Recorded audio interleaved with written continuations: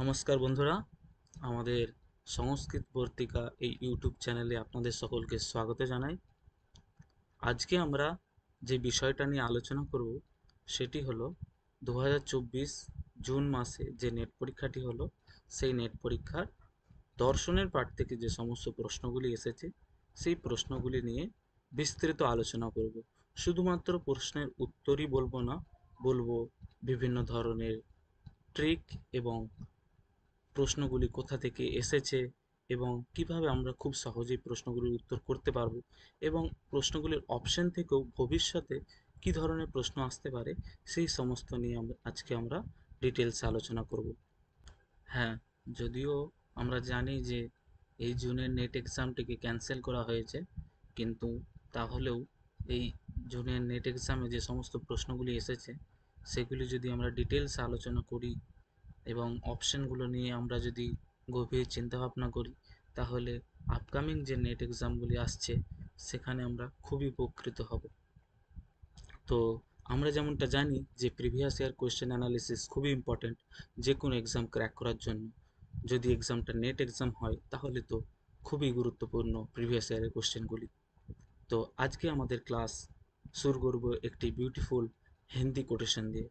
দেখে নিন, কোটেশনটা নিচে লেখা আছে कि बिना खोए कुछ नहीं मिलता, बिना खोए कुछ नहीं मिलता, স্বর্গ भी तो মত মাংতি है। তো এই কোটেশনটির মানেও খুব সহজ। বলছে যে কোনো কিছুই পাওয়া যায় না কিছু না হারালে, কিছু পেতে গেলে কিছু হারাতে হয়। যেমন স্বর্গ পেতে গেলেও তোমাকে মৃত্যু বরণ করতেই হবে, সেই রকম আমরা যদি জীবনে সাকসেসফুল হতে চাই তাহলে আমাদের জীবন থেকে এই অলসতা, নিদ্রা ও আরাম ত্যাগ করতেই হবে। ঠিক আছে, আর বেশি না কথা বাড়িয়ে আমরা দেখে নিই দর্শনের পাঠ থেকে মোট কতগুলি প্রশ্ন এসেছে। তো যেমনটা দেখতেই পাচ্ছেন আপনারা, দর্শনের পাঠ থেকে মোট 19টি প্রশ্ন এসেছে। সেখানে চারবাক দর্শন থেকে একটি, বৌদ্ধ দর্শন থেকে দুটি, জৈন দর্শন থেকে একটি, ন্যায় দর্শন থেকে 7টি, বৈশেষিক দর্শন থেকে একটি, সাংখ্য দর্শন থেকে 3টি প্রশ্ন এসেছে, যোগ দর্শন থেকে একটি, মীমাংসা দর্শন থেকে দুটি ও বেদান্ত দর্শন থেকে একটি প্রশ্ন এসেছে। তো দেখে নিই কি রকম প্রশ্ন এসেছে। তো প্রথম প্রশ্ন, গ্রুপ এ এর সাথে গ্রুপ বি মেলাতে বলেছে। খুবই সহজ প্রশ্ন, আমরা ছোটবেলা থেকে এরকম প্রশ্ন অনেক করে এসেছি। এই প্রশ্নটা খুবই সহজ।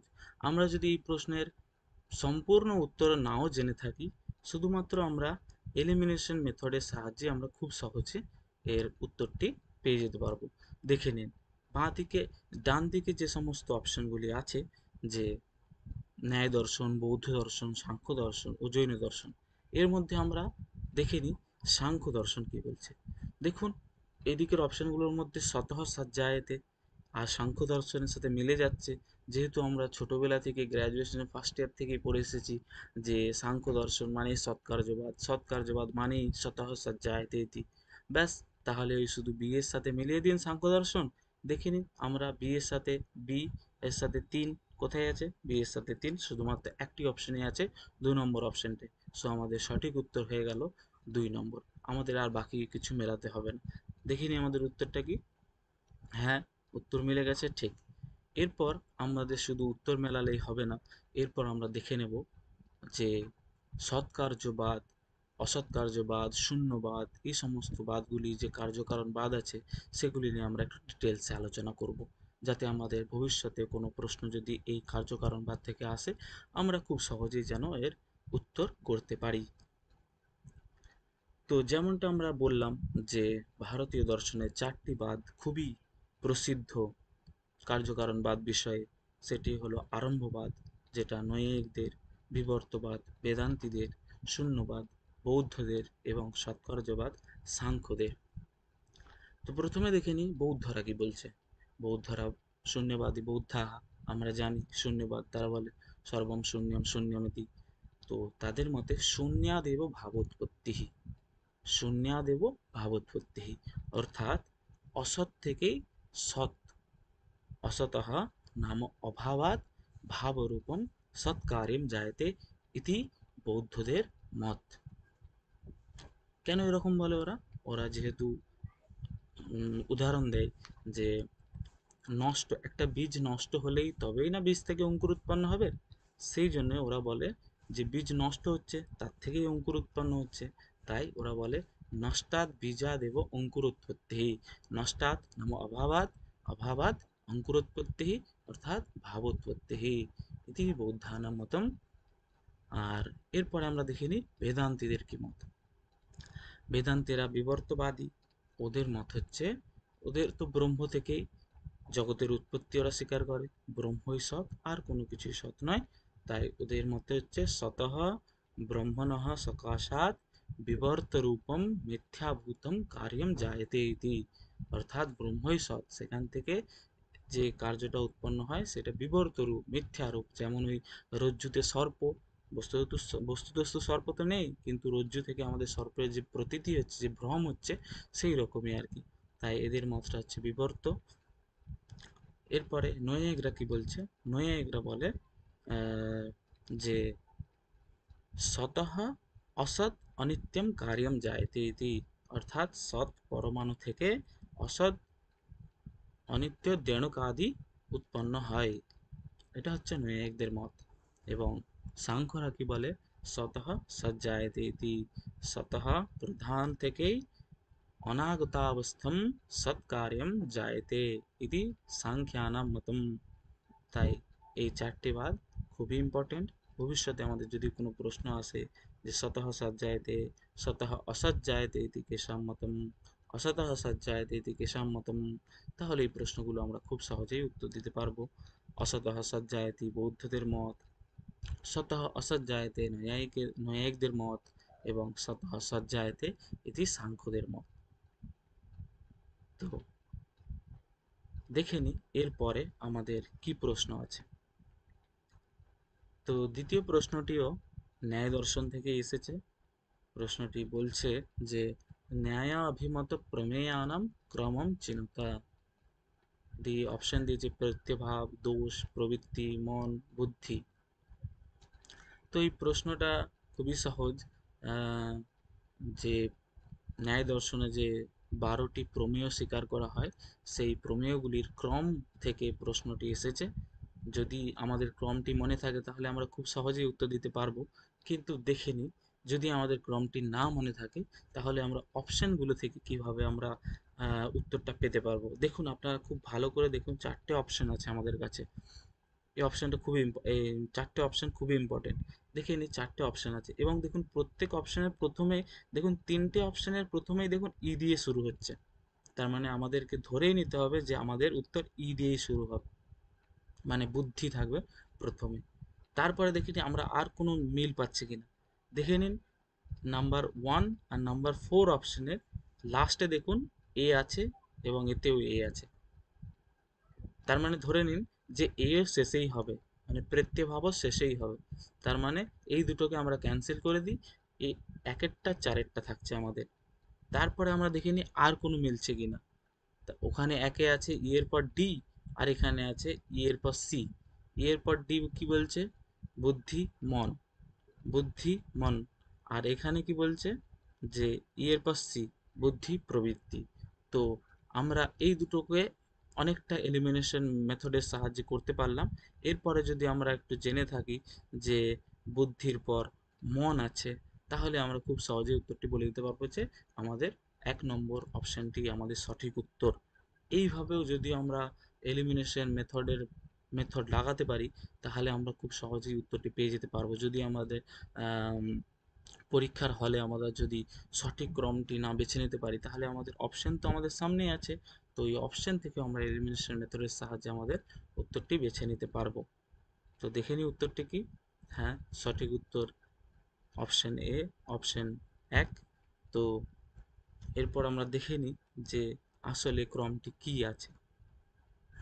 আমরা যেমনটা জানি যে আত্ম, শরীরে, ইন্দ্রিয়, অর্থ, বুদ্ধি, মন, প্রবৃত্তি, দোষ, প্রত্যভাব, ফল, দুঃখ, অপবর্গাস্তু প্রমেয়ম, এই যে আছে অপশন, এই যে 12টি প্রমেয়, এইখান থেকে প্রশ্নটি দিয়েছে। প্রথমে আছে আমাদের বুদ্ধি, তারপরে আছে মন, তারপরে প্রবৃত্তি, তারপরে দোষ, তারপর কৃত্রিভাব। দেখুন একদম পুরো রিভার্স ক্রমেই উত্তরটি হবে। তো ই, ডি, সি, বি, এ এটার উত্তর। কিন্তু প্রশ্নটি এইটি এসেছে, কিন্তু এই প্রশ্নটি যে আসবে এরকম তার মানে নেই।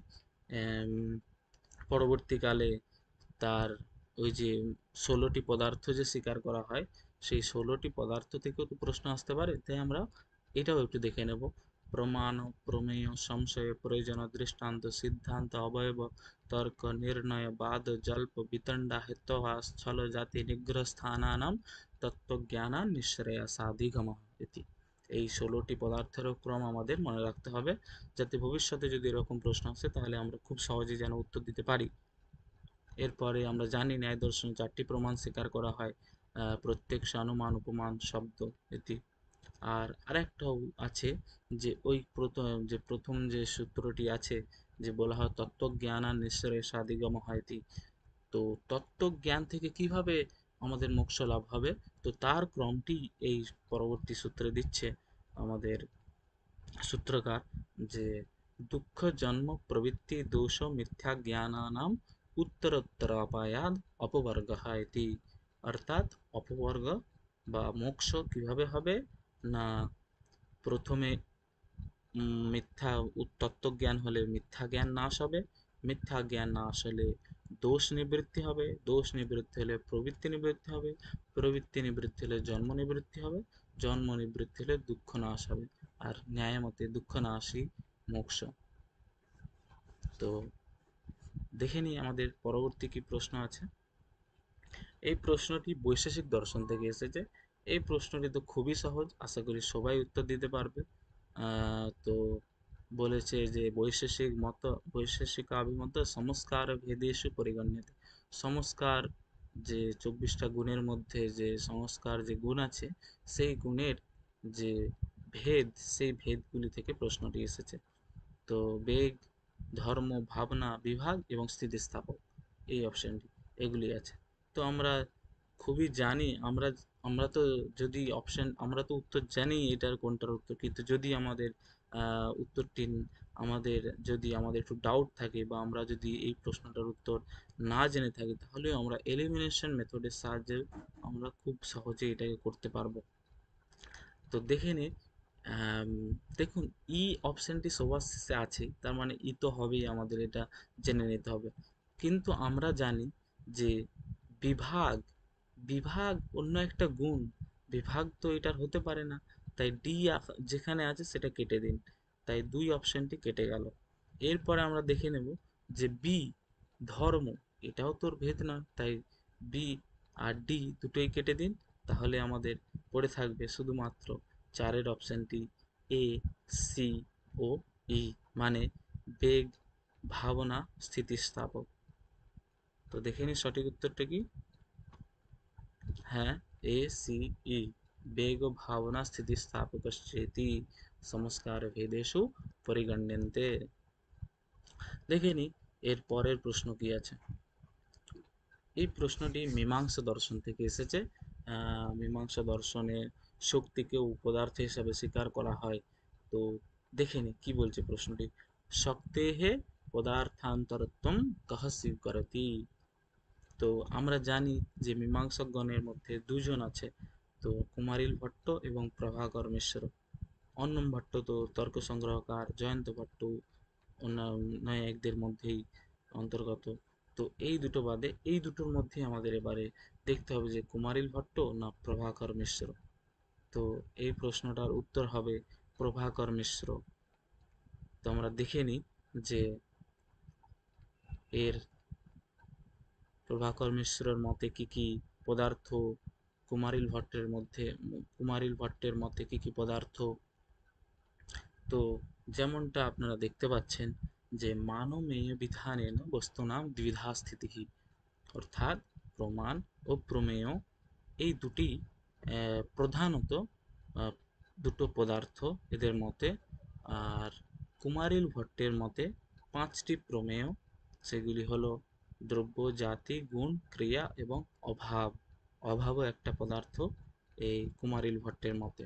এবং প্রভাকর মিশ্রের মতে 8টি প্রমেয়। সেগুলি হলো দ্রব্য, গুণ, কর্ম, সামান্য, সমবায়, শক্তি, সংখ্যা ও সাদৃশ্য।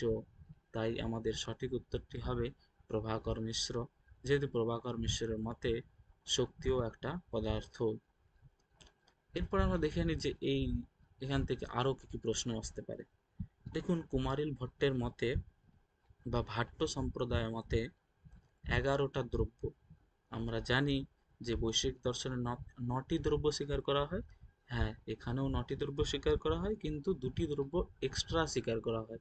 সেই দুটি দ্রব্য হলো তমহ আর তমহ বা অন্ধকার আর শব্দ। তাই শব্দও দ্রব্য হিসাবে স্বীকার করা হয়। এই প্রশ্নটিও আসতে পারে যে শব্দকে দ্রব্য হিসাবে স্বীকার করেন কুমারিল ভট্ট নাকি প্রভাকর মিশ্র। তাহলে আমরা সহজেই উত্তর দিতে পারবো যে কুমারিল ভট্ট। এখানে দেখে নিই 11টি দ্রব্য কি কি না, যেমনটা 9টা দ্রব্য বৈশ্বিক দর্শনে স্বীকার করা হয়, পৃথিবী, তেজ, বায়ু, আকাশ, কাল, দিগাত্ম, মনামসি, এই 9টা দ্রব্য, এবং তমহ বা অন্ধকার আর শব্দ, এই দুটি এক্সট্রা, টোটাল 11টি দ্রব্য স্বীকার করা হয়। দেখে নিই এর পাশাপাশি আরো যে সমস্ত জিনিস আমরা জানি এগুলো, যে কুমারিল ভট্ট মতে 5টি প্রমাণ, আহ, আর প্রভাকর মিশ্র মতে 6টি প্রমাণ। যেহেতু কুমারিল ভট্ট অভাবকে প্রমাণ হিসাবে স্বীকার করে না বা আলাদা পদার্থ হিসাবে স্বীকার করে না, অভাব মানে অধিকরণ স্বরূপই বলে থাকে। কিন্তু প্রভাকর মিশ্রের মতে অভাব একটা স্বতন্ত্র পদার্থ এবং অনুপলব্ধি প্রমাণের দ্বারাই অভাবের জ্ঞান হয়ে থাকে। তাই প্রভাকর মিশ্র মতে 6টি প্রমাণ। প্রভাকর মিশ্র এবং কুমারিল ভট্ট দুটোই বাদ, যেটা পরীক্ষায় প্রায়ই আসে, সেটি হলো অন্বিতাবিধানবাদ, অভিহিতান্বয়বাদ। দেখুন, প্রভাকর মিশ্র অন্বিতাবিধানবাদ আর কুমারিল ভট্ট অভিহিতান্বয়বাদ। দেখুন, এই দুটো খুবই গুলায় ছেলেদের মধ্যে, এবং আমাদেরও গুলাতো। তাই আমরা এরকম ভাবে মনে রাখতাম যে প্রভাকর মিশ্র অন্বিতাবিধান বাদ, তাহলে আমরা করতাম যে অন্বিতাভ, অন্বিতাভ, এরকম করে আমরা অন্বিতাভ প্রভাকর, এরকম ভাবে আমরা, তাহলে অন্বিতাভ প্রভাকর, অন্বিতাভ প্রভাকর, আর এখানে কুমারিল মানে অভিহিতান বাদ, এইরকম ভাবে আমরা মনে রাখতাম। আপনারা আপনাদের মতো যে এরকম ভালো লাগবে সেরকম ভাবে আপনারা করতেই পারেন, কিন্তু এইভাবে আমরা আমরা মনে রাখতাম যে অন্বিতাভ প্রভাকর। আর দেখিনি পরে পরে যে আছে জৈমিনী, তারপরে আছে সবরস্বামী, জৈমিনী সূত্রকার, সবরস্বামী ভাষ্যকার, কুমারিল ভট্ট বার্তিককার। তিনটে তিনটে এনার বই আছে, তন্ত্র বার্তিক, শ্লোক বার্তিক এবং টুকটিকা। এরপরে আছে প্রভাকর মিশ্র, তিনি ওই এর উপরে লঘ্বী বৃহতি টিকা লিখেছেন। এবং মুরারি মিশ্রও আছে, মুরারি তৃতীয় পন্থা, এটি। তো এই মীমাংসা দর্শন থেকে এই প্রশ্নটি এসেছে, এবং দেখে নিই এর পরের প্রশ্ন কি আছে। তো এটিও মীমাংসা দর্শন থেকেই এসেছে, অর্থ সংগ্রহ থেকে এসেছে প্রশ্নটি। প্রশ্নটিও খুবই সহজ, এবং এতেও আমরা এলিমিনেশন মেথড প্রয়োগ করতে পারবো। তো প্রশ্নটি বলছে যে বিনিয়োগ বিধেः সহকারী ভূতানাম ষট প্রমাণানাম ক্রমম চিনুতা। ষট প্রমাণানাম, আমরা জানি যে বিনিয়োগ বিধি যে 4টে বিধি আছে, উৎপত্তি বিধি, বিনিয়োগ বিধি, প্রয়োগ বিধি, অধিকার বিধি, যে 4টে বিধি আছে, তার মধ্যে বিনিয়োগ বিধির যে 6টা সহকারীভূত প্রমাণ আছে, সেই প্রমাণগুলির ক্রম চেয়েছে আমাদের, আর কিছুই না। তো যদি আমরা এর ক্রমটি জানি তাহলে খুবই সহজে আমরা করে দিতে পারবো, কিন্তু যদি না জানি যে কোন ক্রমে হবে তাহলে আমরা এই প্রশ্নটি করতে পারবো না। তো ই ই ই দেখুন, 4টেতেই প্রথমেই আছে। তো ই তো হবেই প্রথমে, শ্রুতি। তারপরে আমরা জানি শ্রুতি লিঙ্গ বাক্য। তো ইডিসি, ইডিসি, ইডিসি একটি অপশনে আছে, সেটি হলো 4 নম্বর অপশন। তো আমাদেরও সঠিক উত্তর হয়ে যাবে 4 নম্বর অপশন। এবং আমরা জানি যে সমাখ্যা লাস্টে ছিল, তাই এই দেখুন লাস্টের দুটোতেই আছে, এবং সমাখ্যা স্থানম সমাখ্যা এরকম ছিল, এবং প্রকরণ তার আগে ছিল।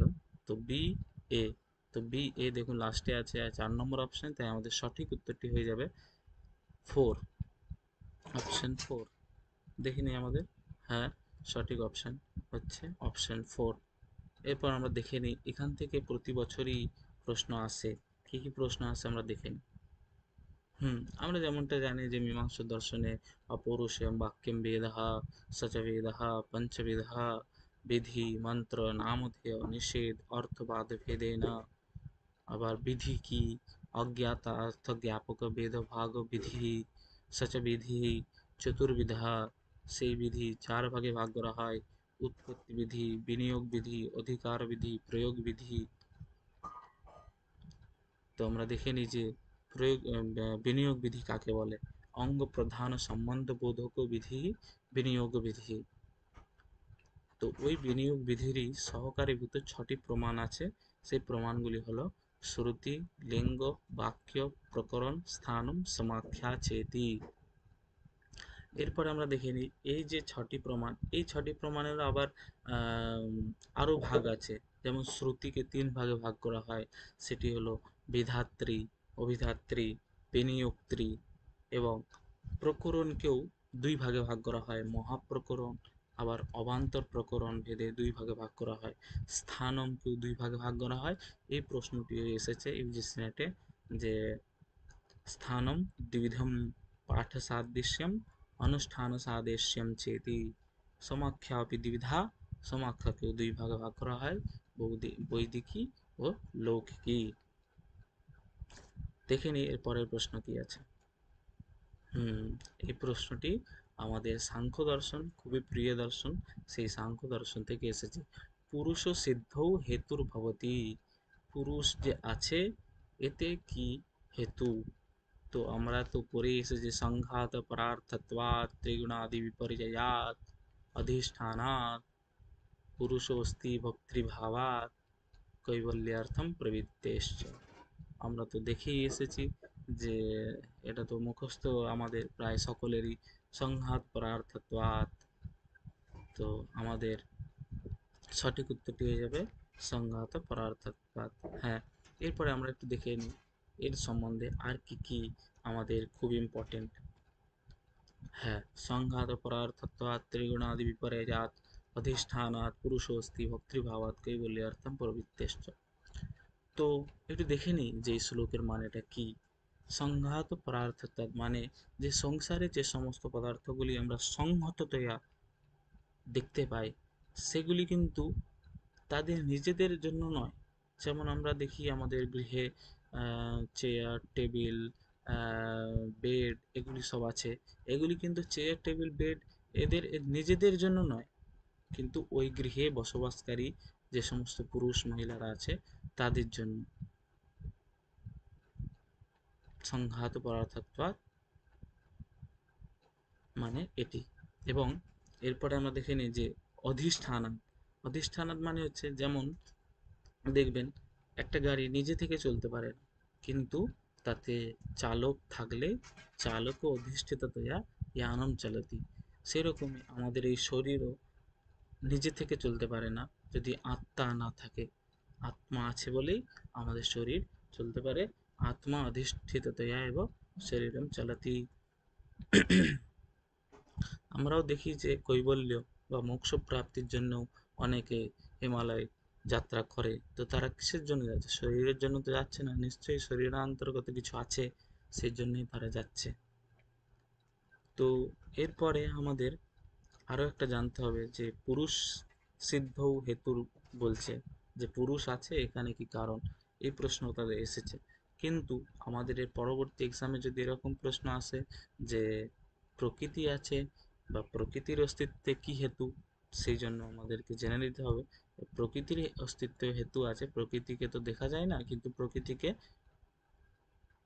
অনুমানের দ্বারা আমরা জানতে পারি।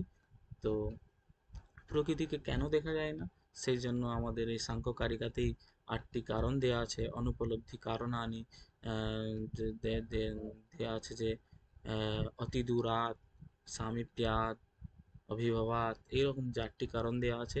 অতি দূরে থাকলে যেমন জিনিস দেখা যায় না, অতি কাছে থাকলেও সেরকম জিনিস দেখা যায় না। অভিভব হয়ে গেলে যেমন সূর্যের প্রকাশে, তারা তো আছেই কিন্তু তারা দেখা যায় না দিনের বেলা, সূর্যের প্রকাশে সেগুলি ঢাকা পড়ে যায়।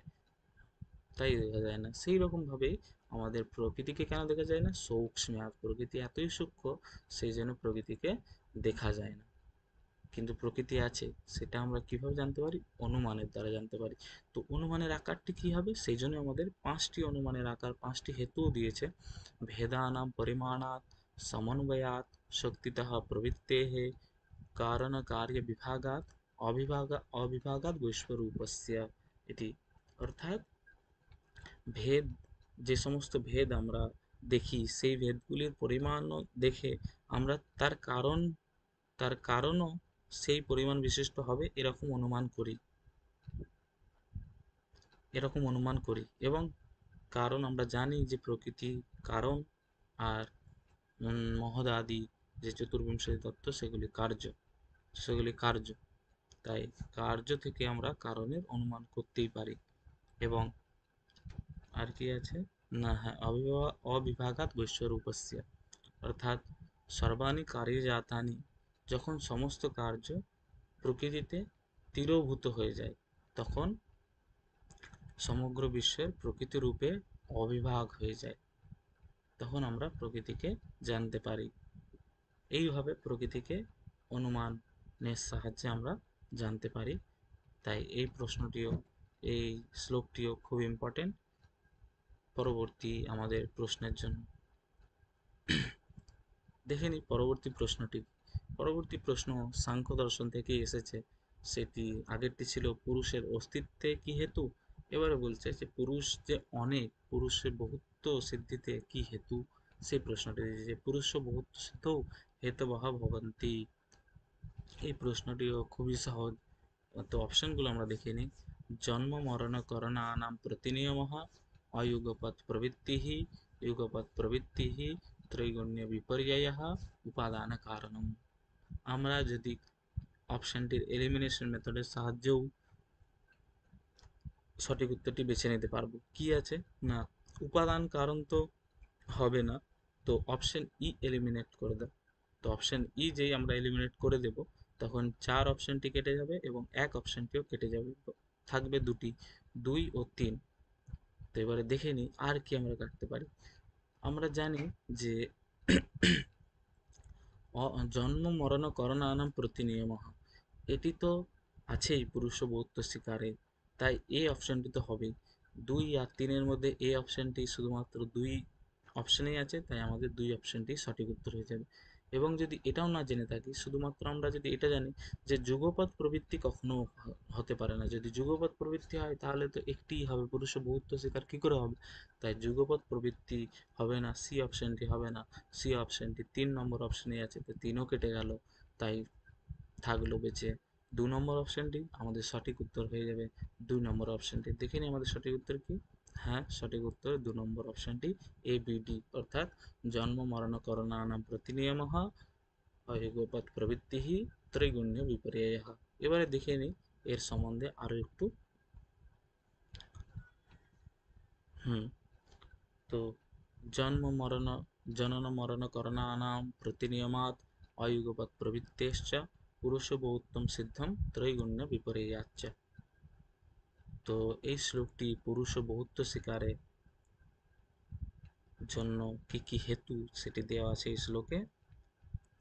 এই জন্ম মরণ করণ, যে কি বলে, জন্ম মরণ, যদি একটাই পুরুষের, যদি পুরুষ যদি একই হতো তাহলে একজনের মৃত্যু হলে সকলের মৃত্যু হয়ে যেত। আবার একজন জন্মালে সকলের জন্ম হয়ে যেত, কিন্তু জন্ম তো সবার আলাদা আলাদা হচ্ছে, এটা আমাদের প্রত্যক্ষ সিদ্ধ। এবং আমরা জানি, তো এবং আমরা দেখি যে অযুগপৎ প্রবৃত্তি, সবাই আলাদা আলাদাভাবে সবার প্রবৃত্তি হয়, সবার একসাথে প্রবৃত্তি হয় না। এবং আমরা জানি ত্রৈগুণ্য বিপরে, অর্থাৎ কেউ রাজসিক, কেউ তামসিক, কেউ সাত্ত্বিক হয়, সবাই তো আর একই হয় না। তাই আমরা এই সমস্ত কারণ থেকে বলতে পারি যে পুরুষ অনেক। এরপরে আমরা দেখে নিই পুরুষ, যেহেতু প্রশ্ন সাংখ্য দর্শন মানে প্রকৃতি ও পুরুষ, আর এই প্রকৃতি পুরুষের বিবেক ও জ্ঞান থেকেই আমাদের মোক্ষ হয়। তো কিভাবে বিবেক ও জ্ঞান মানে হলো বিবিচ্য জ্ঞানম, অর্থাৎ পৃথক জ্ঞানম। নিরক্ষীর বিবেকী, যেমন বলা হয় হংসকে বলা হয়, রাজহাঁসকে বলা হয় নিরক্ষীর বিবেকী। রাজহাঁস কি করে, জল থেকে জল মিশ্রিত দুধ যদি থাকে, তো রাজহাঁস শুধুমাত্র দুধটি খায়, জলটি খায় না, তাই রাজহাঁসকে বলা হয় নিরক্ষীর বিবেকী। সেই রকম প্রকৃতি ও পুরুষের মধ্যে প্রকৃতি ভিন্না পুরুষশ্চ ভিন্নः ইতি যস্য জ্ঞানম ভবতি তস্য মোক্ষः ভবত্যেব। তো দেখে নিই আর কি বলছে, যে মহৎ তত্ত্বম অহংকারः মনশ্চ ইতি ত্রিবিধম অন্তঃকরণম। আমরা জানি মহৎ তত্ত্ব, অহংকার ও মনঃ, এই তিনটে অন্তঃকরণ, এবং এই অন্তঃকরণে প্রতিবিম্বিত যে পুরুষ, সেই পুরুষ যদিও পুরুষ নিজে শুদ্ধ, তাও সে নিজেকে অশুদ্ধ মনে করে। যদিও পুরুষ নিত্য, তাও সে অনিত্য মনে করে। যদিও সে মুক্ত, তাও সে সর্বদা বদ্ধ মনে করে। যেহেতু পুরুষ নিত্য বুদ্ধ মুক্ত স্বরূপ, চেতন, উদাসীন, অভোক্তা, সাক্ষী, কেবল, নির্গুণ, এই বিশেষণগুলো খুবই ইম্পর্টেন্ট। প্রশ্ন আসতে পারে যে পুরুষ দিয়ে দিল পুরুষ, এবং অপশন দিয়ে দিল অনিত্য, নিত্য, এই সমস্ত দিয়ে এখান থেকে প্রশ্ন আসতে পারে। তাই এই বিশেষণগুলো খুবই খুবই ইম্পর্টেন্ট, মানে প্রকৃতি ও পুরুষের বৈশিষ্ট্য অ্যাকচুয়ালি এগুলি জানতেই হবে আমাদের। প্রকৃতিরেব বধ্যতে মুচ্যতে সংসর্গতি, এটাও আমরা জানি। তারপরে দেখে নিই আমাদের পরবর্তী প্রশ্ন কি আছে। পরবর্তী প্রশ্ন যোগ দর্শন থেকে দিয়েছে। নির্বিকল্পক সমাধেহে বিঘ্নানাম ক্রমম চিনুতা। অর্থাৎ নির্বিকল্পক সমাধি যে আছে, তার যে বিঘ্ন আমরা জানি চারটে বিঘ্ন আছে, লয়, বিক্ষেপ, কষায়, রসাস্বাদ। তো আমরা এর ক্রমটিও জানি, খুবই সহজ। কিন্তু কিন্তু যেহেতু এর আমাদের ক্রমটা যা হচ্ছে না, তাই আমরা একটু দেখে নিই একটু যে ক্রমটা কিভাবে হবে। তো আমরা এটার ক্রম আমরা খুবই সহজেই জানি, যে লয় প্রথমে হয়, তাই বি প্রথমে, তারপর লয়, বিক্ষেপ। তো আমরা এই দুটো তো প্রথমেই জানি প্রথমেই জানি যে লয় বিক্ষেপ, লয় বিক্ষেপ, লয় বিক্ষেপ, লয় প্রথমে, বি প্রথমে এবং এ প্রথমে। তাই আমরা যে আমরা দেখে নিচ্ছি যে বি প্রথমে এবং এ প্রথমে। বি হচ্ছে লয় এবং এ তারপরে আছে বিক্ষেপ। তো এটা থেকে আমরা পেয়ে গেলাম আমাদের উত্তর, 2 নম্বর উত্তর। তো আমাদের সঠিক উত্তর হয়ে গেল এটি। হ্যাঁ, আমরা দেখে নিলাম সঠিক উত্তর এটি, বি, এ, ডি, সি আমাদের সঠিক উত্তর। লয় প্রথমে, বিক্ষেপ প্রথমে, তারপর কষাই, তারপর রসাস্বাদ। এরপরে দেখে নিই এর সম্বন্ধে আরেকটু বিস্তার। নির্বিকল্পক সমাধেহ বিঘ্নাঃ লয়, বিক্ষেপ, কষায়, রসাস্বাদ। এই চারটি আছে বিক্ষেপ, চারটি আছে আমাদের সমাধির বিঘ্ন, লয়, বিক্ষেপ, কষায় এবং রসাস্বাদ। এরপরে দেখে নিই যে লয় কাকে বলে, বিক্ষেপ কাকে বলে, কষায় কাকে বলে, রসাস্বাদ কাকে বলে। লয়স্তাবৎ অখণ্ড বস্তু অনবলম্বনেন চিত্তবৃত্তেহ নিদ্রা, এটাই হচ্ছে লয়। এটা সবারই প্রায় হয়ে থাকে, যারা একটু মেডিটেশন করতে যায় প্রথমেই তারা ঘুমিয়ে ঢুলে পড়ে। তো এটি হচ্ছে সেই লয়ের অবস্থা। অখণ্ড বস্তু যে ব্রহ্ম, সেই বস্তুকে অবলম্বন না করে চিত্তবৃত্তির যে নিদ্রা, সেটাকে বলা হয় লয়। এবং তারপরে আছে বিক্ষেপ। এই বিক্ষেপটা কি না, অখণ্ড বস্তু অনবলম্বনেন চিত্তবৃত্তি অন্য অবলম্বনম। আমরা এটাও আমাদের সাথে হয়ে থাকে। আমরা কোনো একটা জিনিসকে ভাবতে শুরু করি, সেটা না ভেবে অন্য জিনিস আমাদের মন একবার আমেরিকা, একবার ক্রিকেট, এরকম করতে থাকে। তো এই দুটি গেল, এবং এরপরে আছে কষায়। এটা যখন হয় লয় বিক্ষেপের অভাবেও চিত্তবৃত্তির রাগাদি বাসনায় স্তব্ধি ভাব, অখণ্ড বস্তু অনবলম্বনম কষায়াহা। অর্থাৎ আমাদের যখন চিত্তবৃত্তি স্তব্ধ হয়ে যায়, কোনো কিছুই ভাবছি না, আমাদের স্তব্ধ হয়ে গেছে আমাদের, তখন এটা হয় কষায়। আর একটা হয় রসাস্বাদ, সেটা হচ্ছে সবিকল্পক আনন্দ আস্বাদনম রসাস্বাদ। এটা সবিকল্পক যাদের সমাধি হয়েছে, তারা যে সবিকল্পক আনন্দে, যে সবিকল্পক সমাধিতে যে আনন্দ লাভ করে, সেই আনন্দের আস্বাদন করাটাকে হচ্ছে রসাস্বাদ বলে। এবং যোগ দর্শন থেকে ইউজিসির যে ফেভারিট যে প্রশ্ন, সেই প্রশ্নগুলিও আছে, পরবর্তীতে দেখে নিই আমরা। যে পঞ্চক্লেশ, এটিও ইউজিসির খুব ফেভারিট একটা প্রশ্ন, সেটা হচ্ছে অবিদ্যা অস্মিতা রাগ দ্বেষ অভিনিবেশাহ পঞ্চক্লেশাহ। দেখুন এখান থেকেও আমাদের ক্রম হিসাবে প্রশ্ন আসতে পারে, কটি ক্লেশ সেখান থেকেও প্রশ্ন আসতে পারে। আরেকটু ইম্পর্টেন্ট, ঈশ্বর, যেহেতু শেষস্বর সাংখ্যাহা, যেহেতু এই যোগ দর্শন কি শেষস্বর সাংখ্য দর্শন, তাই এখানে ঈশ্বর কাকে বলে, ঈশ্বরের স্বরূপ কি সেটি আমাদের জানতে হবে। সেটি হলো ক্লেশ কর্ম বিপাক আশয়ের অপরামৃষ্টঃ পুরুষ বিশেষঃ ঈশ্বরঃ ইতি। আরও একটা প্রশ্ন খুবই ইম্পর্টেন্ট, যোগ দর্শন মানে অষ্টাঙ্গ যোগ। তো এই 8টি অঙ্গ কি কি? না ইয়ম নিয়ম আসন প্রাণায়াম প্রত্যাহার ধ্যান ধারণা সমাধি, এই 8টা অঙ্গ। এই 8টা অঙ্গের আবারও ভাগ আছে।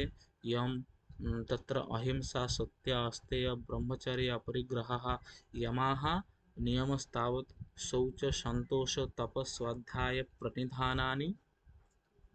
এই হচ্ছে আমাদের ইয়মের ভাগ এবং নিয়মের ভাগ, এইগুলো আমাদের জানতে হবে।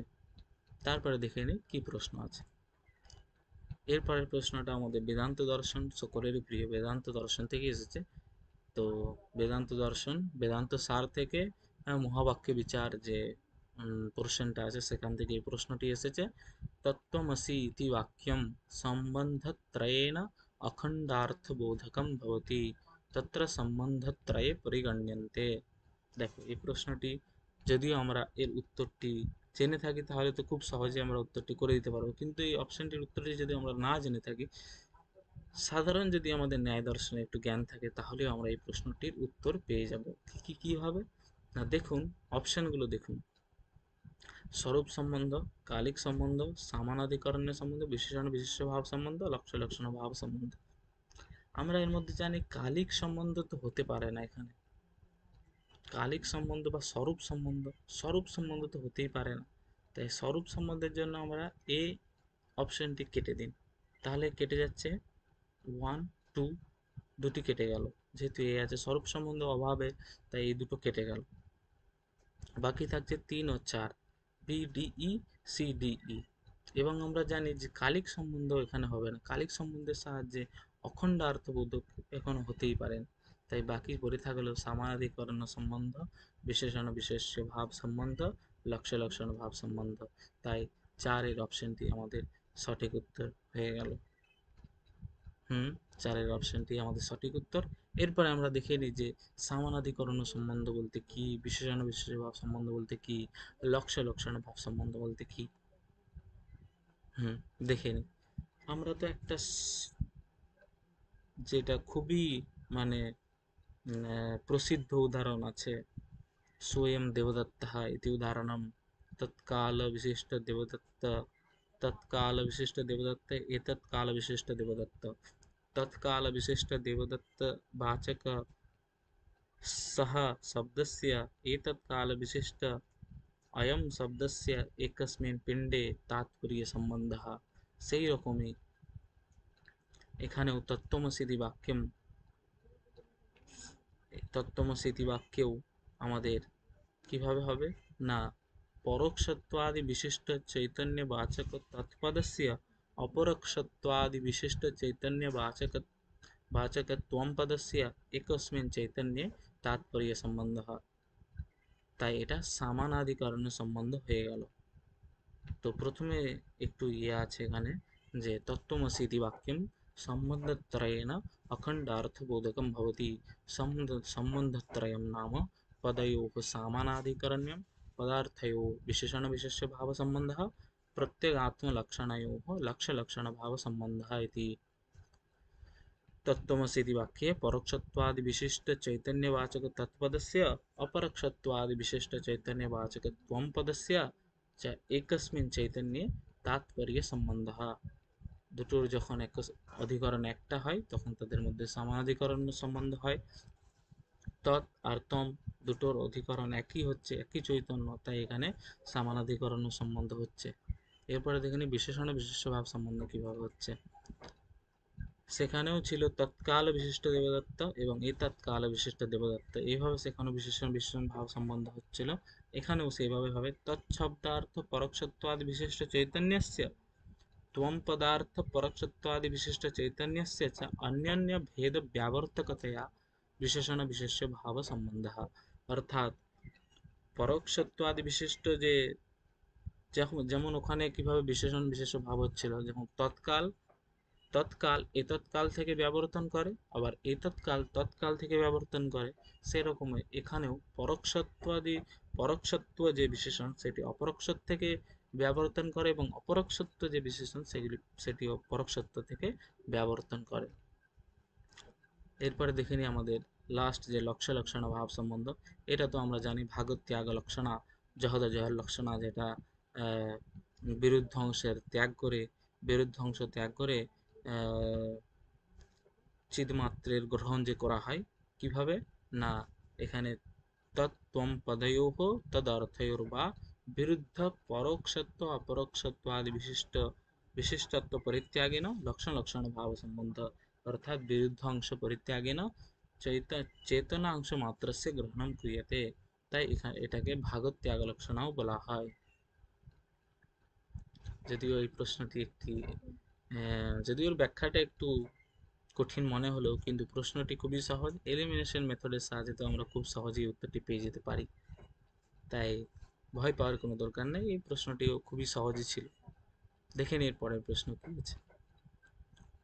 এটি তো চারবাক দর্শন, সকলের প্রিয় দর্শন। এখন তো প্রায় সকলেই এই দর্শনকে খুবই ফলো করে, তাই দেখে নি কি আসছে এই দর্শন থেকে প্রশ্নটি। কণ্টকাদিজন্যম দুঃখমেব নরকः ভবতি ইতি কাস্য মতম। আমরা জানি যে দুঃখ কি নরক, নাকি কাঁটার থেকে যে কণ্টকাদিজন্যম দুঃখমেব নরকः এটি মতম চারবাক। তাই আমরা এর উত্তর সকলেই জানি, এর উত্তর চারবাক। এর উত্তর চারবাক। দেখে নি চারবাক দর্শন থেকে আরো কি কি ইম্পর্টেন্ট। তো চারবাক দর্শনের যে ফেমাস যে শ্লোক, যেটা আমরা সকলেরই আমাদের খুবই অন্তরঙ্গে বাস করছে, আমাদের যে শ্লোকটি সেটি হলো ইয়াবৎ জীবেত সুখম জীবেত ঋণম কৃত্বা ঘৃতম পিবেত ভস্মীভূতস্য দেহস্য পুনরাগমনম কুতঃ। এবং আমরা জানি যে চারবাকরা দেহাত্মবাদী, দেহই এদের আত্মা, দেহই আত্মা, আর মরণম এবং মোক্ষঃ দুঃখম এবং নরকঃ। কাম আর অর্থ এই দুটি হচ্ছে পুরুষার্থ, কাম মুখ্য পুরুষার্থ। আর আরও একটা জিনিস, চার্বাকরা প্রত্যক্ষৈক প্রমাণবাদী, এদের মতে প্রত্যক্ষই একমাত্র প্রমাণ, অনুমানও প্রমাণ নয় এদের মতে। তাই এগুলো খুব ইম্পর্টেন্ট, এগুলো আমাদেরকে জেনে রাখতে হবে। তারপরে দেখে নিই পরের প্রশ্ন কি আছে। পরের প্রশ্ন আছে বৌদ্ধ দর্শন থেকে প্রশ্নটি এসেছে। এই প্রশ্নটিও যদি আমরা প্রশ্নটিকে না দেখি, শুধু আমরা যদি অপশনগুলো দেখি, তাহলেও আমরা বেসিক যে আমাদের আইডিয়া, সেই আইডিয়া থেকে ওই অপশনটি উত্তরটি আমরা করতে পারবো। দেখুন, প্রতীত্য সমুৎপাদ বাদস্য হেতু উপনিবন্ধন ক্রমঃ ভবতি দিয়ে 5টি অপশন আছে। তো আমরা একটু অপশনগুলো দেখে নিই। কাণ্ডান নালাহ তথা শুকম তথা পুষ্পমঙ্করাৎ কাণ্ডম নালাদ গর্ভয়েতি। দেখুন, আমরা প্রথমে কি জানি, একটা বীজ থেকে অঙ্কুর হয়, এবং অঙ্কুর থেকে কাণ্ড হয়, কাণ্ড থেকে একটা নাল হয়, সেই নাল থেকে শুক তথা সেই নাল থেকে গর্ভ ততঃ শুকম ততঃ পুষ্পম, এই ক্রম আছে। কিন্তু দেখুন, আমরা যদি কিছু নাও জানি, আমরা তো এইটুকু জানি যে অঙ্কুর থেকেই কাণ্ড, আবার দেখো তারপর কাণ্ড আছে, তাহলে কাণ্ড থেকে নাল, আবার নাল থেকে গর্ভ, গর্ভ থেকে শুকম তথা পুষ্পম। ব্যাস, তিনটে আগে আমরা মিলিয়ে নিই। দেখি ডি কোথায় আছে অপশন প্রথমে। হ্যাঁ, দুটোতে ডি আছে, তাহলে ডি হবে 2 আর 3 মধ্যে। ডি এর পর এ কোথায় আছে? ডি এর পর এ মাত্র একটিতেই আছে, সেটি হলো 2 অপশন। তাই আমাদের সঠিক উত্তর হয়ে যাবে option 2, D A E B C, অর্থাৎ অঙ্কুরাৎ কাণ্ডম, তারপরে হচ্ছে কাণ্ডা নালহা, তারপর নালাদ গর্ভঃ তথা শুকম তথা পুষ্পম। এই আমাদের সঠিক উত্তর। দেখে নি আমাদের সঠিক উত্তরটি কি। হ্যাঁ, সঠিক উত্তর ওইটাই। এরপরে আমাদের একটু দেখে নিই প্রতীত্য সমুৎপদ কি, হেতু পুনর্বন্ধন বা কি। দেখুন, আমরা জানি যে বৌদ্ধ দর্শন, বৌদ্ধ দর্শনে আর্য চতুষ্টয় খুবই ফেমাস। দেখুন, আর্য চতুষ্টয় আলাদা জিনিস, আর ভাবনার চতুষ্টয় আলাদা জিনিস। ভাবনার চতুষ্টয় হচ্ছে সর্বম ক্ষণিকম ক্ষণিকম, সর্বম দুঃখম দুঃখম, সর্বম সলক্ষণম সলক্ষণম, সর্বম শূন্যম শূন্যমিতি। এই চারটি হলো ভাবনার চতুষ্টয়। আর চারটি জিনিস আছে, সেটি হচ্ছে আর্য চতুষ্টয়। সেটি হলো দুঃখ আছে, দুঃখ সমুদায় আছে, মানে দুঃখের কারণ আছে, নিরোধ আছে, অর্থাৎ দুঃখ দুঃখ কারণের নিরোধ সম্ভব, এবং মার্গও আছে। এই চারটিকে আর্য চতুষ্টয় বলা হয়। সেখানে দুঃখ তো আমরা জানি, দুঃখম তো প্রসিদ্ধমেব।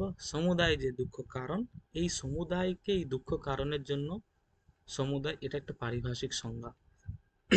এই সমুদায়কেই দুই ভাগে ভাগ করা হয়, এক হচ্ছে প্রত্যয় উপনিবন্ধনাহা, আর একটা হেতু উপনিবন্ধনাহা। আমাদের প্রশ্নটি এখান থেকে এসেছে, হেতু উপনিবন্ধনাহা। তো আগে একটু দেখে নিই যে প্রত্যয় উপনিবন্ধনা কি। প্রত্যয় উপনিবন্ধন মানে হচ্ছে, যেমন তোমার অঙ্কুর আদি কার্য, অঙ্কুর আদি যে কার্য উৎপন্ন হয় সেটা কি মাটি, জল, এই সমস্ত সমুদায় থেকে উৎপন্ন হয়। সেখানে তো আলাদা কোনো কর্তা বা আম, কোনো কর্তাকে আমরা দেখি না যে করে দিচ্ছে। তো বীজকে মাটিতে পোঁতা হলো, এবং মাটি, জল, সূর্যের আলোক, এই সমস্ত যে সহকারী কারণ, সেগুলির থেকেই অঙ্কুর উৎপন্ন হয়। সেখানে অন্য কোনো কর্তা থাকে না। সেই রকমই কারণ সমুদায় স্বভাবতঃ এবং কার্য উৎপত্তি। তো এরা কি স্বীকার করে না, কার্যের উৎপত্তির জন্য অন্য কোনো কর্তাকে দরকার হয় না, কার্যের কারণের নিজেরই স্বভাব এটা, কারণ নিজেই স্বভাব থেকেই কার্যের উৎপত্তি করে থাকে। তাই প্রত্যয়ী শব্দের অর্থ হলো কারণ সমবায়, তদ উপনিবন্ধনः তন্মাত্রমূলকः ইত্যর্থः। তথা অঙ্কুরাৎ কাণ্ডম, এটা হলো প্রত্যয় উপনিবন্ধন। আরেকটা আছে অঙ্কুরাৎ কাণ্ডম কাণ্ডা নালহ, না অঙ্কুরাৎ কাণ্ডম কাণ্ডা নালহ ইত্যাদি ক্রমেণ यः कार्योत्पादः दृश्यते तत्रापि कस्यचित् चेतनस्य अदर्शनात् कारणस्वभावतः एव कार्योत्पादः अयं हेतुपनिबन्धनः, अयं हेतुपनिबन्धनः इति उच्यते। हेतुः कारणं, तदुपनिबन्धनः तन्मात्रमूलकः इति। এখানে আরেকটু অপশন, আরেকটু আমাদের জানতে হবে যে প্রতীত্য সমুৎপাদবাদ মানে কি। প্রতীত্য সমুৎপাদবাদ মানে হলো প্রতীত্য নাম প্রাপ্য समुत्पादः समुत्पत्तिः, अर्थात कारण स्वभावादेव कारणं प्राप्य कार्यस्य उत्पत्तिः भवति, नान्यश्चेतनः कारणत्वेन तत्र आश्रयितव्यः इति बौद्धानां मतं। তাই ওই যে সমুদায়, কারণ সমুদায়, ওই সমুদায়ের দুটি ভাগ, একটা হচ্ছে প্রত্যয় উপনিবন্ধন আর একটা হেতু উপনিবন্ধন। এবারে প্রশ্নটি এসেছে হেতু উপনিবন্ধন থেকে, পরবর্তীকালে প্রত্যয় উপনিবন্ধন থেকেও আসতে পারে। তো এই জন্য আমাদের এই ব্যাখ্যাটিও খুব ইম্পর্টেন্ট। দেখে নিই এর পরে কি প্রশ্ন। এটি, এই প্রশ্নটিও বৌদ্ধ দর্শন থেকে এসেছে। এটি তো খুব সহজই প্রশ্ন। নির্বিকল্পক নির্বিকল্পকম জ্ঞানম কল্পনা অপঢম, আমরা তো জানি কল্পনা অপঢম অভ্রান্তম নির্বিকল্পকম প্রত্যক্ষমিতি বৌদ্ধানাম মতম। অর্থাৎ কল্পনা রহিত জ্ঞানই হলো নির্বিকল্পক জ্ঞান। দেখে নিই সঠিক উত্তরটা কি। হ্যাঁ, সঠিক উত্তরটি হলো অপশন বি, কল্পনা অপঢম, বা কল্পনা রহিত যে জ্ঞান, সেই জ্ঞানটাই হলো নির্বিকল্পক জ্ঞান। দেখে নিই এর বিস্তারে একটু। कल्पना अपौढम अभ्रांतम प्रत्यक्षम निर्विकल्पकम विकल्प वस्तु निर्भासाद असंवादाद उपप्लवः इति। অর্থাৎ প্রথমেই আমাদের যে জ্ঞানটি হয় কোনো চক্ষুর ইন্দ্রিয় চক্ষু ইন্দ্রিয় আর অর্থ সন্নিকর্ষের ফলে প্রথমে যে জ্ঞানটা হয়, নাম জাত্যাদি যোজনাহীনম ইয়দ জ্ঞানম জায়তে, সেই জ্ঞানটাই হলো নির্বিকল্পক নির্বিকল্পক জ্ঞানম। সেখানে কল্পনা রহিত যে জ্ঞান, অপূঢ় শব্দের অর্থ হলো রহিতম, কল্পনা অপূঢ়ম অভ্রান্তম, যেটা ভ্রান্ত নয়, সেটাই হলো নির্বিকল্পক জ্ঞান। আর সবিকল্পক জ্ঞান যেটা এর পরে হয়, যেটা হচ্ছে কল্পনা সহিতম, অর্থাৎ নাম জাত্যাদি যোজনা সহিতম জ্ঞানম সবিকল্পক জ্ঞানম। দেখে নি এর পরের প্রশ্ন কি আছে। হ্যাঁ, এই প্রশ্নটি জৈন দর্শন থেকে এসেছে এবং খুব ডিপ থেকে প্রশ্নটি এসেছে। অনেকে তো এই প্রশ্নটি বুঝতেই পারছিল না যে এই প্রশ্নটি কি, কোথা থেকে এসেছে। জৈন দর্শনের ত্রসাহা গতিবিধা ইতি। তো এই প্রশ্নটিও খুব ডিপ থেকে এসেছে, তো আমাদেরও মনে রাখতে হবে যে এইরকম ডিপ থেকেও প্রশ্ন আসে। তো স্বাভাবিক, এটা যেহেতু প্রশ্ন এখন মাল্টিপল চয়েস, কোথা থেকে প্রশ্ন করবে, নাহলে রিপিট তো হয়ে যাবে, সেই জন্য প্রশ্ন এরকম জায়গা থেকেই হবে। তো আমরা দেখে নিই প্রশ্নটা কোত্থেকে এসেছে। আগে এর উত্তরটি বলে দিই যে এর উত্তর হলো চতুর্বিধা, অপশন 3 উত্তরের।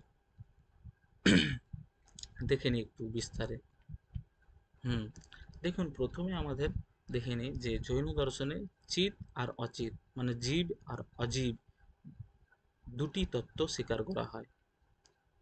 প্রথমে দুটি, তারপরে সাতটি, তারপরে 9টি তত্ত্ব অন্যান্যদের মতে। তো আমরা দেখে নিই প্রথমে আগে দুটি তত্ত্ব কি ছিল না, জীব। জীব কাকে বলে? বোধাত্মক জীবহ আর অবোধাত্মক অজীবহ ইতি। এই যে জীব, সেই জীবকে আবার ভব্য জীব, অভব্য জীব ভাগে দুটি ভাগে ভাগ করা হয়। প্রকারান্তরে আবার এই জীবকে আরো দুটি ভাগে ভাগ করা হয়, সেটা হলো সংসারী জীব আর একটা মুক্ত জীব। সংসারী জীব কাকে বলে না, ভবাদ ভবান্তর প্রাপ্তিমন্তঃ জীবাহা সংসারিণঃ, যা যে জন্মের পর জন্ম প্রাপ্ত করে যাচ্ছে তাকেই বলে সংসারী, আমরা জানি। আর মুক্ত জীব কি না, যারা এই ভবান্তর প্রাপ্তি বিধুরাহা মুক্তাহা, যাদের আর জন্মের যে সার্কেল সাইকেল যে চলছে ভবচক্র, সেই সাইকেল থেকে যারা মুক্ত হয়ে গেছে তাদেরকেই আমরা মুক্ত বলি। এই যে সংসারী জীব, সেই সংসারী জীবকে আবার দুই ভাগে ভাগ করা হয়, সমনস্ক জীব, অমনস্ক জীব। এই অমনস্ক জীব, সমনস্ক আর অমনস্ক, অমনস্ক সংসারী জীব। আবার এই সমনস্ক আর অমনস্ক কাকে বলে না, সঙ্গিনঃ সমনস্কাः শিক্ষা ক্রিয়াকলাপ গ্রহণ রূপাः সংজ্ঞাः তদ্বিধুরাস্তু অমনস্কাः ইতি। এই অমনস্ক সংসারী জীব, এই অমনস্ক সংসারী জীবেরই দুটি ভাগ আছে, সেটি হলো ত্রস আর স্থাবর। এইখান থেকে প্রশ্নটি এসেছে। এই অমনস্ক সংসারী জীবের দুটি ভাগ, একটি হলো ত্রসঃ আর একটা স্থাবর। ত্রসঃ মানে ত্রস্যন্তি চলন্তি ইতি ত্রসাঃ, আর স্থাবর মানে স্থিতিশীলাः স্থাবরাः। এই ত্রসাः চতুর্বিধাः কি কি না, দ্বিন্দ্রিয়াः অর্থাৎ দুটো ইন্দ্রিয় যুক্ত, যেমন কৃমি ইত্যাদি প্রাণী। ত্রিন্দ্রিয়াः যেমন পিপীলিকা ইউকাদয়ः। চতুরিন্দ্রিয়াः মশক ভ্রমরাদয়ः। আর একটা পঞ্চেন্দ্রিয়াः অভাগাः মনুষ্যাः ইতি। আর একটা আছে স্থাবরাः। স্থাবর কারা জানি, পৃথিবী আপ তেজ বায়ু বনস্পতয়ः স্থাবরাः ইতি। তারপরে আমরা জানি যে কেউ কেউ কেউ কেউ নয়, 7টি তত্ত্বই আমাদের জৈন দর্শনে স্বীকার করা হয়, এবং কেউ কেউ 9টি তত্ত্ব বলে। দেখে নি কি কি সেই 7টি তত্ত্ব, সেটি হলো জীব, অজীব, আশ্রব, বন্ধ, সম্বর, নির্জর, মোক্ষ, এই 7টি তত্ত্ব। এবং কেউ কেউ 9টি তত্ত্ব বলে, তারা পাপ ও পুণ্যকেও স্বীকার করে 9টি তত্ত্ব বলে। তো এই রকম দিক থেকে আমাদের প্রশ্ন এসেছে। আশা করি এইখান থেকেও আরো প্রশ্ন আসতে পারে, তাই এই জিনিসটা একটু আপনারা দেখে রাখবেন। দেখিনি পরের প্রশ্ন কি আছে। তো পরের প্রশ্ন আছে আমাদের তর্ক ভাষা থেকে প্যারাগ্রাফ। দেখুন প্যারাগ্রাফের যে প্রশ্নগুলি আসছে, সেই প্রশ্নগুলি করার দুটো উপায়। এক, তো আপনি আগে প্রশ্নগুলি পড়ে নিন, তারপরে প্যারাগ্রাফ পড়ুন, অথবা প্যারাগ্রাফ পড়ে নিন তারপরে প্রশ্নতে আসুন। যেটি আপনার সুবিধা মনে হবে আপনি সেটি করতে পারেন। কিন্তু এই প্যারাগ্রাফটি পড়ার কোনো প্রয়োজন নেই, কারণ এই প্যারাগ্রাফটি কেশব মিশ্রের তর্ক ভাষার প্রায় প্রথম থেকেই আছে। তাই এই প্যারাগ্রাফটি খুবই সহজ, এবং যারা এটি জানে তাদের কাছে তো কিছুই নয়, কিন্তু যারা এটা জানে না তাদের জন্য এটি পড়তে হবে। এবং সেখান থেকে ডাইরেক্ট একদম কোথা থেকে প্রশ্নটি আসছে, একদম প্যারাগ্রাফ থেকেই এসেছে। তো আমরা একটু আগে একটু দেখে নিই যে প্যারাগ্রাফে কি বলছে। প্যারাগ্রাফে আসলে এখানে প্রত্যক্ষ যে প্রমা, সেই প্রত্যক্ষ প্রমাকে সম্বন্ধেই বলছে, যে সাক্ষাৎকারী প্রমাকরণম প্রত্যক্ষম সাক্ষাৎকারিণী চ প্রমা সাইব উচ্যতে ইয়া ইন্দ্রিয়জা সা চ দ্বিবিধা। এই প্রত্যক্ষ প্রমা দুই ধরনের, এক হচ্ছে সবিকল্পক আর একটা হচ্ছে নির্বিকল্পক।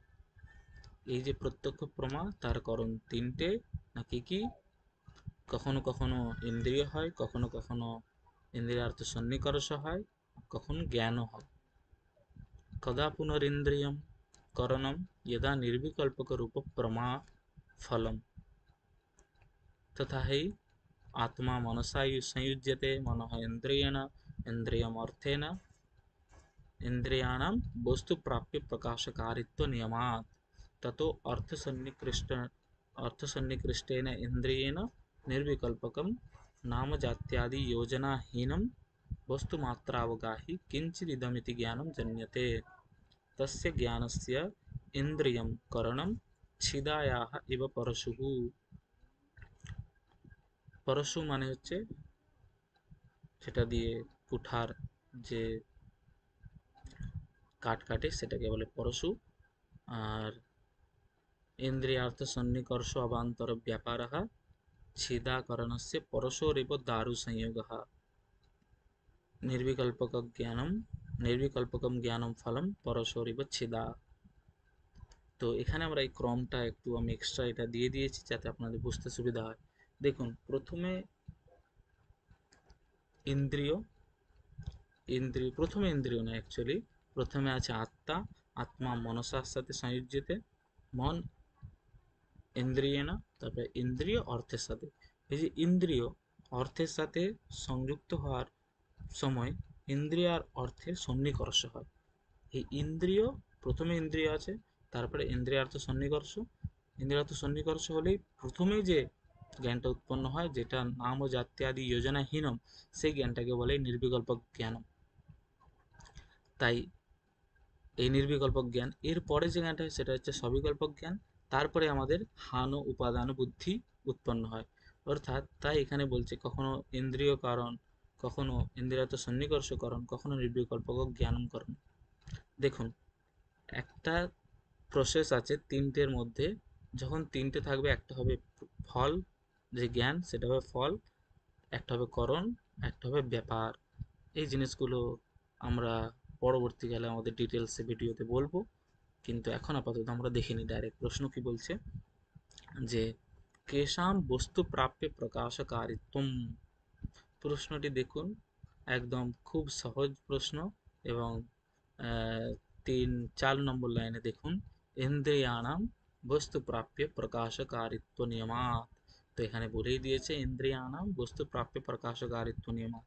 তাই এখানে আমরা দেখে নিই কোথায় আছে ইন্দ্রিয়াণাম, 3 নম্বর অপশনটি দেখে নিন ইন্দ্রিয়াণাম। তাই আমাদের সঠিক উত্তর হয়ে যাবে ইন্দ্রিয়াণাম ইতি। সঠিক উত্তর আমরা পেয়ে গেছি। দেখে নেবো এর পরের প্রশ্ন কি আছে। বলছে কস্য জ্ঞানস্য করণম ইন্দ্রিয়ম। তো দেখুন নিচে যে প্রসেস, যে নিচে যে ইয়েটি আছে তো ওইটি না দেখলেও হবে, আপনারা 3 নম্বর লাইনে দেখেন কদা পুনর ইন্দ্রিয়ম করণম ইদা নির্বিকল্পক রূপ প্রমা ফলম। তাহলে এখানে কি হবে, করণম ইন্দ্রিয়ম ভবতি, তাহলে এখানে অপশন 4 নির্বিকল্পকস্য জ্ঞানস্য করণম ইন্দ্রিয়ম। একদম পুরো পাই টু পাই একদম প্যারাগ্রাফ থেকেই একদম লাইন তুলে দিয়েছে। তাই এই প্রশ্নগুলো খুবই সহজ। এখানে তো 5টি কোশ্চেন একদম খুব সহজেই করা যায়। তাই এই প্রশ্নটির উত্তর হবে 4 নম্বর উত্তরটি নির্বিকল্প। এরপরে দেখে নিই আমরা পরবর্তী কি প্রশ্ন আছে। যে ইন্দ্রিয়জন্যম জ্ঞানম কিম, আমরা জানি যে ইন্দ্রিয়জন্য জ্ঞান কি।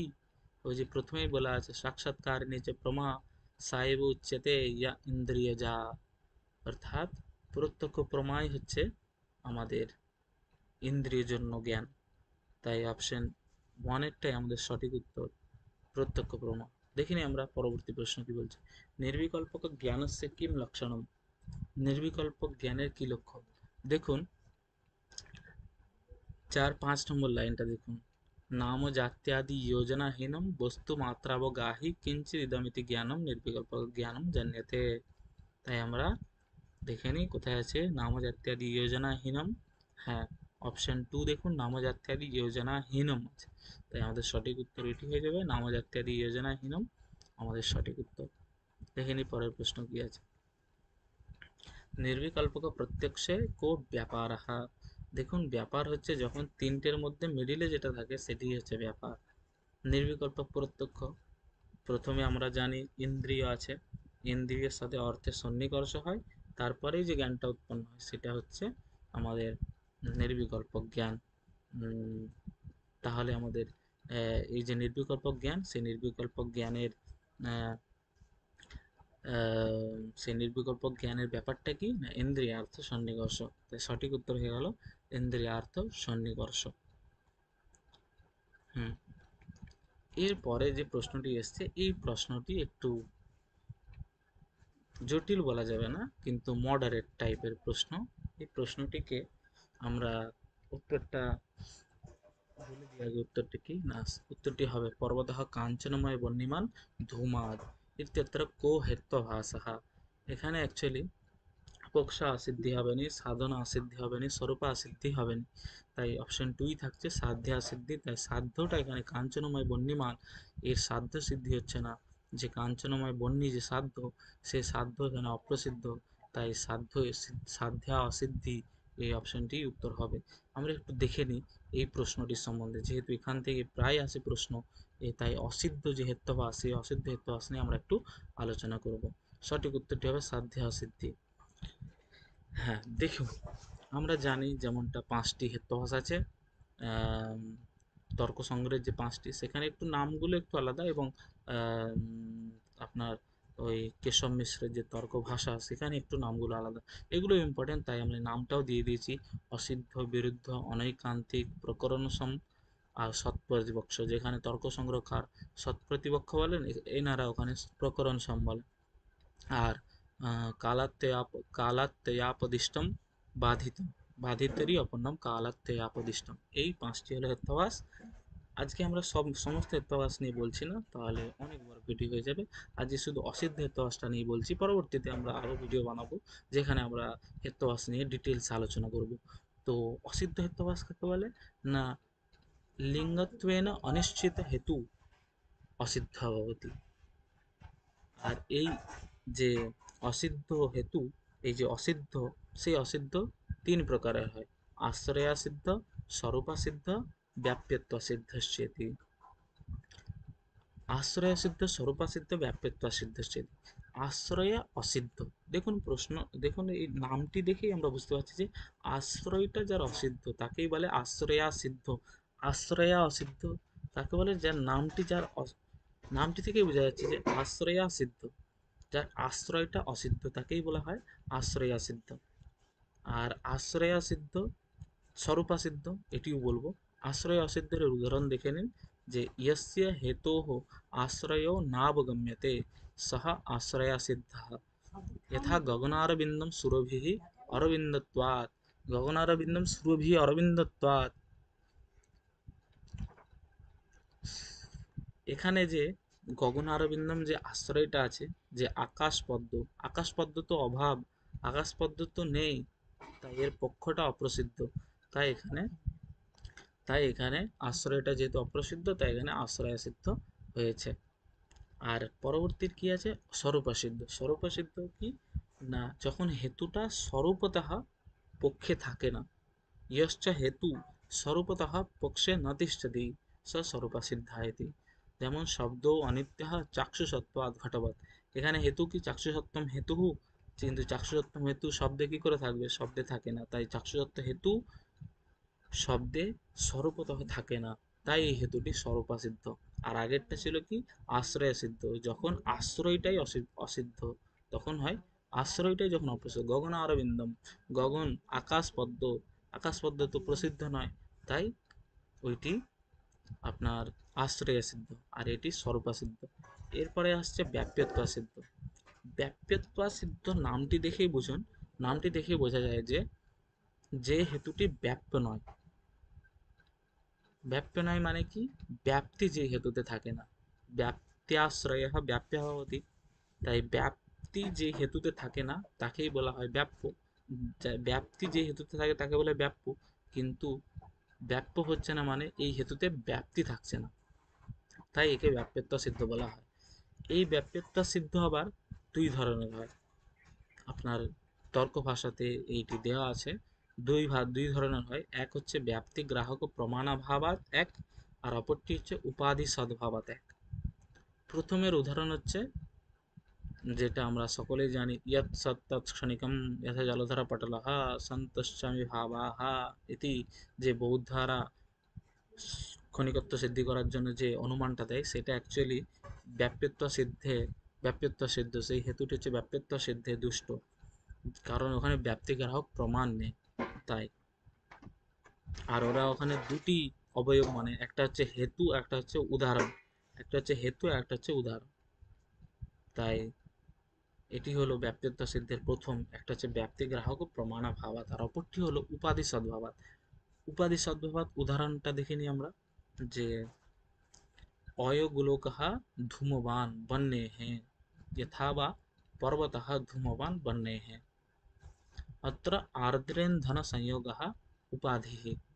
অ্যাকচুয়ালি উপাধি মানে হচ্ছে প্রয়োজক বা কারণ, গোদা বাংলায় যেটা বলা হয় কারণ, প্রয়োজক। এরপর আমরা দেখে নেব যে,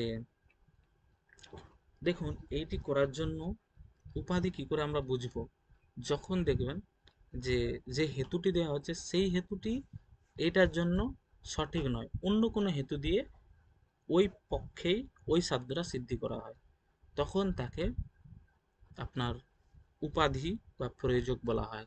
দেখুন এখানে অয়োগোলকাহা ধূমবান বন্যেহে, দেখুন অয়োগোলকে তো আমরা জানি যে ধূম থাকে না, অয়োগোলকে বন্যি থাকে শুধু, ধূম থাকে না, তাহলে ওখানে কি করে বলবো যে বন্যির জন্যই আছে ধূম অয়োগোলকে। তাই এখানে হেতু যেটা দেওয়া হচ্ছে এই হেতুটি ওই পক্ষে ওই সাধ্যকে সিদ্ধি করতে পারছে না, কিন্তু এখানে অন্য একটি হেতু ওই পক্ষে ওই সাধ্যটা সিদ্ধি করবে, সেটি হচ্ছে আর্দ্রেন্ধন সংযোগা। যদি বলি তাহলে আমরা ওইখানে ওই হেতু ওই পক্ষে ওই সাধ্যটাকে সিদ্ধ করতে পারবো। নাম অয়োগোলকাহা ধূমবান আর্দ্রেন ধন সংযোগাত, এরকম যদি বলি তাহলে আমরা এর আহ, এর ভাবে সিদ্ধি করতে পারবো, এবং এটিই হবে উপাধি। উপাধি মানে প্রয়োজক বা কারণ, যেটাকে আমরা গোদা বাংলায় বলি। এরপরে আরও কিছু আমাদের খুব ফেমাস উদাহরণ যেগুলো আছে সেগুলো হচ্ছে সহ শ্যামঃ মৈত্রীতনয়ত্বাৎ পরিদৃশ্যমান মৈত্রীতনয় সমূহবৎ। এখানে হচ্ছে অ্যাকচুয়ালি মৈত্রী বলে একজন মহিলা আছে, তার অনেকগুলো পুত্র এবং সবাই শ্যাম বর্ণের, তাই আরও একজন যে পুত্র আসছে সে পুত্রও শ্যাম বর্ণের, এরকম একজন অনুমান করছে, যেহেতু তার অনেক পুত্র এসে দেখেছেন এবং বলছেন যে সবাই শ্যাম বর্ণের, তাই ওই পুত্রও শ্যাম বর্ণের।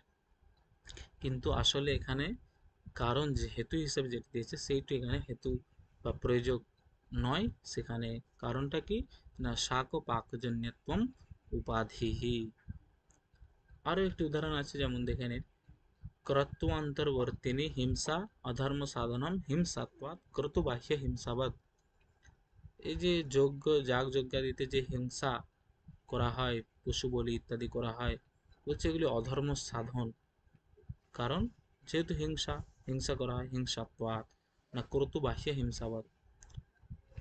কিন্তু এখানে অত্র অধর্ম সাধনত্বে হিংসাত্বম ন প্রয়োজকম কিন্তু নিষিদ্ধত্বম প্রয়োজকম। কেবল হিংসাই এখানে প্রয়োজক নয়, নিষিদ্ধত্বটাই প্রয়োজক।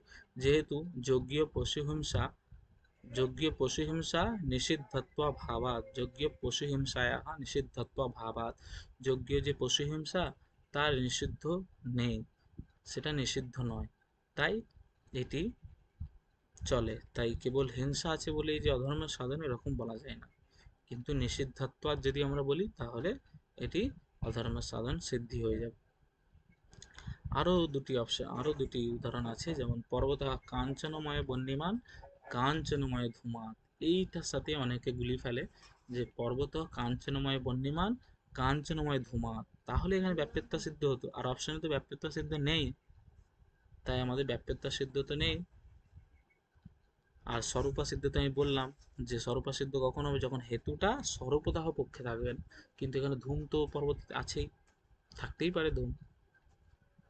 আর সাধনা সিদ্ধি, সাধন মানে হেতু, হেতু মানে কি ওই ধূম, ধূম তো এখানে অসিদ্ধ নয়, ধূম তো সিদ্ধ আছে। আর পক্ষা সিদ্ধি মানে কি আশ্রয় সিদ্ধি, আশ্রয় সিদ্ধ, তাই আশ্রয় সিদ্ধ হবে না, পর্বত তো আমাদের প্রসিদ্ধ, তাই অপশন এ হবে না, একেরটা হবে না, তিনেরটা হবে না, চারেরটা হবে না, থাকছে আমাদের সাধ্যে অসিদ্ধি। তাই আমাদের সঠিক উত্তর সাধ্যে অসিদ্ধি হবে। আর একটিও আছে পর্বত বন্যিমা নীল ধূমা, এটাও ব্যাপ্যত্ব সিদ্ধ হয়। এখানে ব্যর্থ বিশেষণ নীল, এখানে ব্যর্থ বিশেষণ। তাই আমরা শুধু ধূম থেকেই আমরা পর্বতে বন্যের সিদ্ধি করতে পারবো। তাই ব্যর্থ বিশেষণের জন্য এখানে ব্যাপ্যত্ব সিদ্ধ হয়েছে। এটার সম্বন্ধে আরও আমরা ডিটেলসে ভিডিও বানাবো, আশা করি সেখানে আরও ক্লিয়ার হয়ে যাবে। থ্যাংক ইউ আমার সাথে পুরো ভিডিওটা দেখার জন্য।